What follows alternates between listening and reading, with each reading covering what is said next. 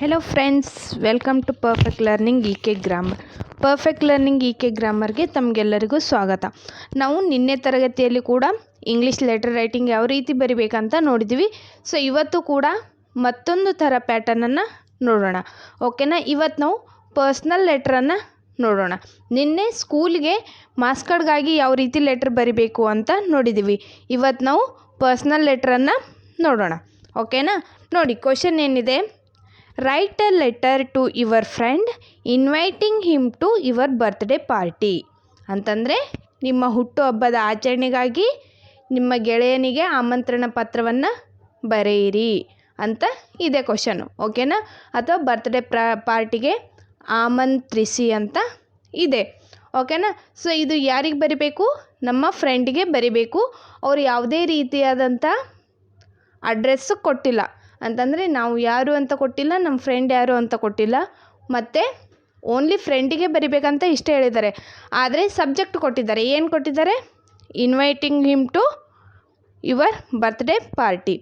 But ಏನಪ್ಪ ಅಂತಂತಂದರೆ personal ಲೆಟ್ರಲ್ಲಿ ಸಬ್ಜೆಕ್ಟ್ ಅನ್ನೋ ಟಾಪಿಕ್ಕು ಇರೋಂಗಿಲ್ಲ. ಓಕೆನಾ. ಸೊ ತುಂಬ ಸಿಂಪಲ್ಲಾಗಿರುತ್ತೆ ಪರ್ಸ್ನಲ್ ಲೆಟ್ರು. ಜಾಸ್ತಿ ಫಾರ್ಮೆಟ್ ಇಲ್ಲ ಇದಕ್ಕೆ. ಓಕೆನಾ. ಸ್ವಲ್ಪ ಸ್ಟೆಪ್ಗಳಿದ್ದಾವೆ, ಈಸಿಯಾಗಿ ನಾವು ಅರ್ಥ ಮಾಡಿಕೊಂಡ್ರೆ ಸಾಕು. ಓಕೆನಾ. ಸೊ ನೋಡೋಣ ಯಾವ ರೀತಿ ಬರಿಬೇಕಪ್ಪ ಲೆಟ್ರು. ಫಸ್ಟ್ ಬಂದುಬಿಟ್ಟು ನಾವು ಯಾರು ಬರಿತಾ ಇದ್ದೀವಲ್ಲ ಅದು ಅಡ್ರೆಸ್ ಹಾಕಬೇಕು. ಓಕೆನಾ. ಇವಾಗ ನ್ಯೂ ಫಾರ್ಮೆಟ್ ಏನಿದೆ ಅಲ್ಲ ಲೆಟರ್ ರೈಟಿಂಗು, ಅದರಲ್ಲಿ ಫ್ರಾಮು ಟು ಹಾಕೋದು ಇಲ್ಲ. ಓಕೆನಾ. ಡೈರೆಕ್ಟಾಗಿ ನಾವು ಯಾರು ಅನ್ನೋದನ್ನು ಬರೆದು ಬಿಡಬೇಕು. ಫಸ್ಟ್ ಏನಾಗಿರಬೇಕು? ನಮ್ಮದು ಅಡ್ರೆಸ್ ಆಗಿರಬೇಕು. ನೋಡಿ, ಹೆಸರು ಅವ್ರು ಕೊಟ್ಟಿಲ್ಲ, ಹಾಗಾಗಿ ನಾನು XYZ ಅಂತ ತೊಗೊಂಡಿದ್ದೀನಿ. ಯಾವುದೋ ಒಂದು ಕಾಲನಿ ಹೆಸರು ನಂದಿ ಕಾಲನಿ ಅಂತ ತೊಗೊಂಡಿದ್ದೀನಿ. ಕಲಬುರ್ಗಿ ಅಂಥೇಳಿ ಒಂದು ಡಿಸ್ಟಿಕ್ ನೇಮ್ ತೊಗೊಂಡಿದ್ದೀನಿ. ಓಕೆನಾ. ಸೊ ಈ ರೀತಿ ನೀವು ಯಾವುದು ಕಾಲನಿ ನೇಮ್ ಹಾಕಿದ್ರೂ ನಡೆಯುತ್ತೆ, ಮತ್ತು ಯಾವ ಡಿಸ್ಟಿಕ್ ನೇಮ್ ಹಾಕಿದ್ರೂ ನಡೆಯುತ್ತೆ. ಮತ್ತು ಡೇಟ್ ಮಾತ್ರ ಈ ಫಾರ್ಮೇಟಲ್ಲಿ ಇರಬೇಕು. ಅಂತಂದರೆ 26th February 2023. ನೋಡಿ, ಫೆಬ್ರವರಿ ಅಂಥೇಳಿ FEB ಅಂತ ಬರೆದ್ರೂ ನಡೆಯುತ್ತೆ. ಫೆಬ್ರವರಿ ಅಂತ ಹೆಸರಿನ ಕಂಪ್ಲೀಟ್ ನ್ಯೂ ವರ್ಡ್ ಬರೆದ್ರೂ ಕೂಡ ನಡೆಯುತ್ತೆ. ಓಕೆನಾ. ಸೊ ನಿಮಗೆ ಸ್ಪೆಲ್ಲಿಂಗ್ ಮಿಸ್ಟೇಕ್ ಆಗುತ್ತೆ, ನಮಗೆ ಗೊತ್ತಿಲ್ಲ ಅಂತಂದರೆ FEB ಅಂತ ಕೂಡ ಬರಿಬೋದು. ಓಕೆನಾ. So 26th February 2023. ಓಕೆನಾ. ಸೊ ಇದೇನಾಯಿತು? ಯಾರು ಬರಿತಾ ಇದ್ದಾರಲ್ಲ ಅದು ಅಡ್ರೆಸ್ ಆಯಿತು. ಓಕೆನಾ. ಫ್ರಾಮ್ ಮತ್ತು ಟು ಹಾಕಲಿಲ್ಲ ಅಂತಂದರೆ ಏನೂ ಕನ್ಫ್ಯೂಷನ್ನೇ ಇರಲ್ಲ, ಯಾರ್ದು ಬರೆದ್ರೂ ಏನಾಗುತ್ತೆ. ಓಕೆನಾ. ಸೊ ಈ ಒಂದು ಇನ್ವೈಟಿಂಗ್ ಲೆಟ್ರಲ್ಲಿ ಟು ಅಡ್ರೆಸ್ ಅಂತೂ ಮೇಲೆ ಬರೆಯೋದಿಲ್ಲೇ ಇಲ್ಲ. ನೀವು ಕನ್ನಡದಲ್ಲಿ ಕೂಡ ನೋಡ್ಬೋದು ಮತ್ತು ಇಂಗ್ಲೀಷಲ್ಲಿ ಕೂಡ ನೋಡ್ಬೋದು. ಸೊ ಹಾಗಾಗಿ ಪರ್ಸ್ನಲ್ ಲೆಟ್ರಲ್ಲಿ ಫಸ್ಟ್ ಬರ್ತಕ್ಕಂಥದ್ದೇ ಫ್ರಾಮ್ ಅಡ್ರೆಸ್ ಮಾತ್ರ. ಓಕೆನಾ. ಇದನ್ನು ನೆನಪಲ್ಲಿ ಇಟ್ಕೊಳ್ಳಿ, ಇದನ್ನು ಚೆನ್ನಾಗಿ ತಿಳ್ಕೊಳ್ಳಿ. ಏನು ಬರುತ್ತೆ? ಫ್ರಾಮ್ ಅಡ್ರೆಸ್ ಮಾತ್ರ ಫಸ್ಟ್ ಮೇಲೆ ಬರುತ್ತೆ. ಯಾವಾಗ? ಪರ್ಸ್ನಲ್ ಲೆಟ್ರ್ ಬರೆಯೋ ಟೈಮಲ್ಲಿ. ಗೊತ್ತಾಗ್ತಿದೆನಾ ನಿಮಗೆ? ಓಕೆ, ಕ್ಲಿಯರ್ ಇದೆಯಲ್ಲ ನೋಟ್ಸು? ನೆಕ್ಸ್ಟ್ ನೋಡಿ, ಅದು ಆದ ನಂತರ ಮತ್ತೇನು ಬರಿಬೇಕಂತಂದರೆ ನೆಕ್ಸ್ಟ್ ನೋಡಿ, ಡೈರೆಕ್ಟ್ ಟಾಪಿಕ್ಕೆ ಮೈ ಡಿಯರ್ ಫ್ರೆಂಡ್. ನೋಡಿ, ಬೇರೆ ಲೆಟರ್ಗಳಲ್ಲಿ ಯಾವ ರೀತಿ ಬರೆದ್ರಿ ನೀವು? ರೆಸ್ಪೆಕ್ಟೆಡ್ ಸರ್ ಅಂತ ಬರೆದ್ರಿ, ಡಿಯರ್ ಸರ್ ಅಂತ ಬರೆದ್ರಿ, ಈ ರೀತಿ ಬರೆದ್ರಲ್ಲ. ಸೊ ಇಲ್ಲೇನು ಬರಿಬೇಕು? ಮೈ ಡಿಯರ್ ಫ್ರೆಂಡ್ ಅಂತ ಬರಿಬೇಕು. ಇಲ್ಲಿ ಕಾಮಾ ಕಂಪಲ್ಸರಿ ಹಾಕಿರಬೇಕು. ಓಕೆನಾ. ಹಾಕಿಬಿಟ್ಟು next body of the letter start ಮಾಡಬೇಕು. ಈ ಏನು ಫಸ್ಟು ಏನು ಇದು ಲೈನ್ ಇದೆ ಅಲ್ಲ, I am well here, I hope you too well there. So ಇದು ಏನು ಲೆಟ್ರ್ ಇದೆ, ಇದು ಒಂದು ಏನು ಸೆಂಟೆನ್ಸ್ ಇದೆ ಅಲ್ಲ, ಇದು ಪರ್ಸ್ನಲ್ ಲೆಟ್ರಲ್ಲಿ ಕಂಪಲ್ಸರಿ ಇರಲೇಬೇಕು. ಓಕೆನಾ. ಇದು ನೀವು ಬಾಯ್ಪಟ್ ಮಾಡ್ತಿರೋ ಅಥವಾ ತಿಳ್ಕೊತಿರೋ ಏನು ಓದ್ತಿರೋ ಗೊತ್ತಿಲ್ಲ, ಬಟ್ ಈ ಲೈನ್ ಅಂತೂ ಫಸ್ಟ್ ಲೈನ್ ಇರಲೇಬೇಕು. ಅಂತಂದರೆ ನಿಮಗೆ ಲೆಟ್ರ್ ಬರೆಯುವಾಗ ಯಾವ ಅಂಶಗಳು ಗೊತ್ತಿದೆ ಅಂತ ಅರ್ಥ ಆಗುತ್ತೆ ಚೆಕ್ ಮಾಡೋರಿಗೆ ಎಕ್ಸಾಮಲ್ಲಿ. ಸೊ ಅದಕ್ಕಾಗಿ ಐ ಆಮ್ ವೆಲ್ ಹಿಯರ್ ಅಂತಂದರೆ ನಾನು ಇಲ್ಲಿ ಚೆನ್ನಾಗಿದ್ದೇನೆ. I hope you too well there, ನೀವು ಕೂಡ ಅಲ್ಲಿ ಚೆನ್ನಾಗಿದ್ದೀರಿ ಎಂದು ಭಾವಿಸುತ್ತೇನೆ ಅಂಥೇಳಿ ಈ ವಾಕ್ಯದಿಂದನೇ ಲೆಟ್ರನ್ನು ಪ್ರಾರಂಭ ಮಾಡಬೇಕು. ಯಾವಾಗ? ಪರ್ಸ್ನಲ್ ಲೆಟ್ರ್ ಇದ್ದಾಗ. ಓಕೆನಾ. ನೋಡಿ next, here is a happy news for you. ನಿನಗೆ ಒಂದು ಸಂತಸದ ಸುದ್ದಿ ಇದೆ. My parents have planned to celebrate my birthday. ನಮ್ಮ ತಂದೆ ಮತ್ತು ತಾಯಿಯವರು ನನ್ನ ಬರ್ತ್ಡೇಯನ್ನು ಸೆಲೆಬ್ರೇಟ್ ಮಾಡಬೇಕು ಅಂತಂದರೆ ಹುಟ್ಟುಹಬ್ಬವನ್ನು ಆಚರಿಸುವ ಯೋಜನೆ ಮಾಡಿಕೊಂಡಿದ್ದಾರೆ. It falls on 1st March ಅಂತಂದರೆ ನೀವು ಯಾವ ಡೇಟಿಗೆ ಲೆಟ್ರ್ ಬರೆದಿರ್ತೀರಲ್ಲ ಅದ್ರದ್ದು ಮುಂದಿನ ಡೇಟ್ ಇರಬೇಕು. ಓಕೆನಾ? ಸೊ ಇವಾಗ ನಾನು 26th ಫೆಬ್ರವರಿಗೆ ಬರಿತಾ ಇದ್ದೀನಿ ಅಂತಂದರೆ ಇಲ್ಲಿ 1st ಮಾರ್ಚ್ ಅಂತ ಹಾಕಿದ್ದೀನಿ. ಅಂತಂದರೆ 1 ಡೇ ಬಿಟ್ಟು ನೆಕ್ಸ್ಟ್ ಡೇ ಇದೆ. ಓಕೆನಾ? ಸೊ ಈ ರೀತಿ 2 ದಿನ ಬಿಟ್ಟು ನೆಕ್ಸ್ಟ್ 1st ಮಾರ್ಚ್ ಬರುತ್ತೆ. ಸೊ ಹಾಗಾಗಿ ನಾನಿಲ್ಲಿ 1st ಮಾರ್ಚ್ ಅಂತ ತೊಗೊಂಡಿದ್ದೀನಿ.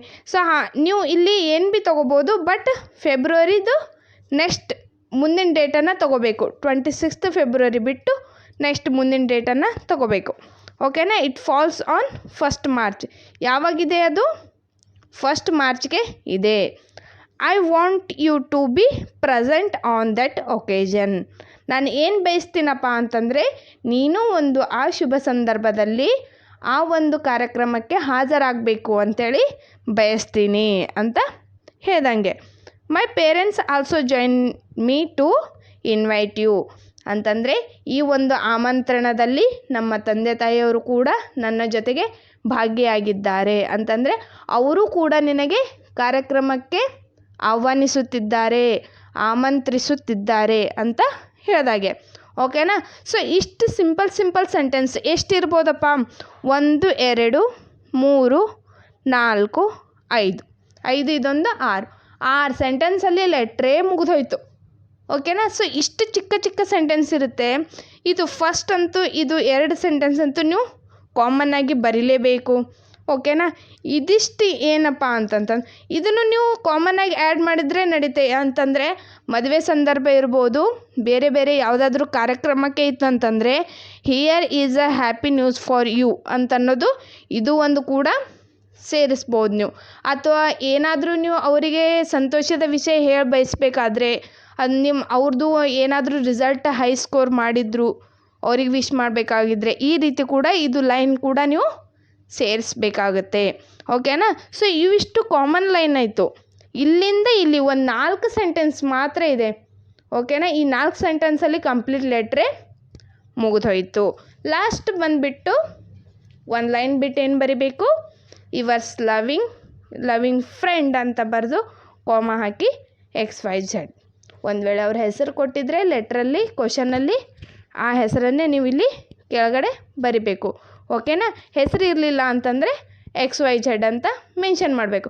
ಓಕೆ, ನೋಡಿ ಪರ್ಸ್ನಲ್ ಲೆಟ್ರ್ ಅಂತಂದರೆ ಎಷ್ಟು ಈಸಿ ಇದೆ ಅಂತಂತಂದರೆ ಕೇವಲ 4 to 5 ಇರ್ಬೋದು, ಅಥವಾ 4 ಅಷ್ಟೇ ಸ್ಟೆಪ್ಸ್ ಇದ್ದಾವೆ ನೋಡಿ.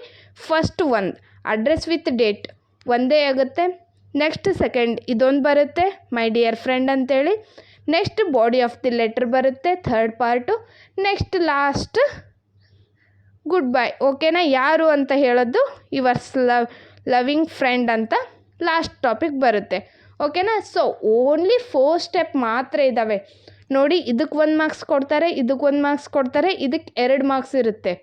ಓಕೆನಾ? ನಿಮ್ಮ ಸೆಂಟೆನ್ಸ್ ಫಾರ್ಮೇಷನ್ನು ಮತ್ತು ನೀವು ಕೊಟ್ಟಿರೋ ಕ್ವಶನ್ದು ಏನಿದೆ ಅಲ್ಲ ಸಬ್ಜೆಕ್ಟು, ಅದು ಇದರಲ್ಲಿ ಇನ್ಕ್ಲೂಡ್ ಆಗಿದೆನಾ ಅಥವಾ ಇಲ್ಲ ಅಂತ ನೋಡೋದು. ಇದಕ್ಕೆ 2 ಮಾರ್ಕ್ಸ್ ಇರುತ್ತೆ, ಮತ್ತು ಎಟ್ ದ ಲಾಸ್ಟ್ ಇದಕ್ಕೆ 1 ಮಾರ್ಕ್ಸ್ ಇರುತ್ತೆ. ಸೊ ಟೋಟಲ್ ಆಗಿ 5 ಮಾರ್ಕ್ಸ್ ಇರುತ್ತೆ. ಈ ರೀತಿ ಇದು ಹೊಸ ಫಾರ್ಮೆಟ್ ಇದೆ ಅಂತಂದರೆ ಎಲ್ಲ ಪಾಯಿಂಟ್ಸ್ಗಳು ಏನಾಗಿರಬೇಕು? ಲೆಫ್ಟ್ ಕಾರ್ನರ್ಗೆ ಅಟ್ಯಾಚ್ ಆಗಿರಬೇಕು. ಓಕೆನಾ? ಫ್ರಾಮ್ ಅಡ್ರೆಸ್ಸು ಮತ್ತು ಮೈ ಡಿಯರ್ ಫ್ರೆಂಡು ಮತ್ತು subject of the letter, body of the letter ಮತ್ತು ಯುವರ್ಸ್ ಲವಿಂಗ್ಲಿ ಫ್ರೆಂಡ್. ಓಕೆನಾ? ಸೊ ಇವು ಎಲ್ಲ ಮೇನ್ ಎಲ್ಲ ಸ್ಟೆಪ್ಸ್ಗಳು ಏನಾಗಿರಬೇಕು? ಲೆಫ್ಟ್ ಸೈಡಿಂದನೇ ಸ್ಟಾರ್ಟ್ ಆಗಿ ಇರಬೇಕು. ಓಕೆನಾ? ಸೊ ಇದು ಹೊಸ ಲೆಟ್ರ್ ಫಾರ್ಮೆಟ್ ಇದೆ. ಈ ಥರ ಫಾರ್ಮೆಟಲ್ಲಿ ನೀವು ಲೆಟ್ರನ್ನು ಬರೆದಿದ್ದೇ ಆದರೆ 100% ನಿಮಗೆ ಏನು ಸಿಗುತ್ತೆ? 5 ಮಾರ್ಕ್ಸ್ ಸಿಗುತ್ತೆ. 1 ಮಾರ್ಕ್ಸು ಕೂಡ ಅವರು ಎಲ್ಲಿ ಕಟ್ ಮಾಡೋ ಹಾಗಿಲ್ಲ. ಓಕೆನಾ? ಪ್ರತಿಯೊಂದು ವಿತ್ ಕಾಮಾಸ್ ಪುಲಿ ಸ್ಟಾಪ್ ಜೊತೆಗೆ ನೋಡಿ. ನೀವು ನಾನು ಎಲ್ಲೆಲ್ಲಿ ಹಾಕಿದ್ದೀನಿ ಅಂತ ಹೇಳಿಸಿನ ಪ್ರತಿಯೊಂದನ್ನು ಕ್ಲಿಯರಾಗಿ ಅಬ್ಸರ್ವ್ ಮಾಡಿಕೊಂಡು ನೀವು ಅದೇ ಥರ ಬರೆದಿದ್ದೆ ಆದರೆ ನಿಮಗೆ 5 ಮಾರ್ಕ್ಸ್ 100% ಆಗಿ ಸಿಗುತ್ತೆ. ಓಕೆನಾ? ನೋಡಿ ಇಲ್ಲಿ ಕೂಡ ಒಂದು ಕಾಮ ಇದೆ, ಇಲ್ಲಿ ಪುಲಿ ಸ್ಟಾಪ್. ಕಂಪ್ಲೀಟಾಗಿ ಪ್ರತಿಯೊಂದು ಸೆಂಟೆನ್ಸ್ ಮುಗಿದ ತಕ್ಷಣವೇ ಒಂದು ಪುಲಿ ಸ್ಟಾಪ್ ಇರಬೇಕು, ಮತ್ತು ಇಲ್ಲಿ ಕಾಮ ಇರಬೇಕು.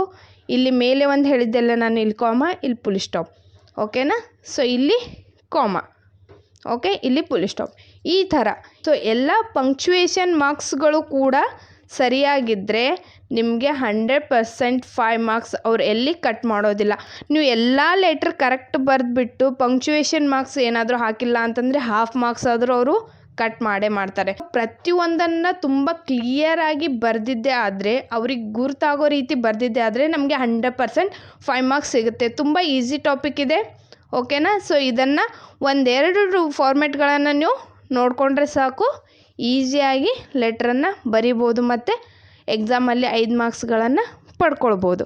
ಓಕೆ, ಇವತ್ತಿನ ಕ್ಲಾಸ್ ನಿಮಗೆ ಈಸಿಯಾಗಿ ಅರ್ಥ ಆಗಿದೆ ಅಂತ ತಿಳ್ಕೊತೀನಿ. ಓಕೆನಾ? ಸೊ ಇವತ್ತಿನ ಕ್ಲಾಸ್ ನಿಮಗೆ ಇಷ್ಟ ಆದರೆ ಈ ವಿಡಿಯೋಕ್ಕೆ ಲೈಕ್ ಮಾಡಿ, ಶೇರ್ ಮಾಡಿ, ಕಮೆಂಟ್ ಮಾಡಿ ಮತ್ತು ಹೆಚ್ಚಿನ ಗ್ರಾಮರ್ ಕ್ಲಾಸ್ಗಳಿಗಾಗಿ ಈ ಚಾನಲ್ಗೆ ಸಬ್ಸ್ಕ್ರೈಬ್ ಮಾಡಿ. Thank you.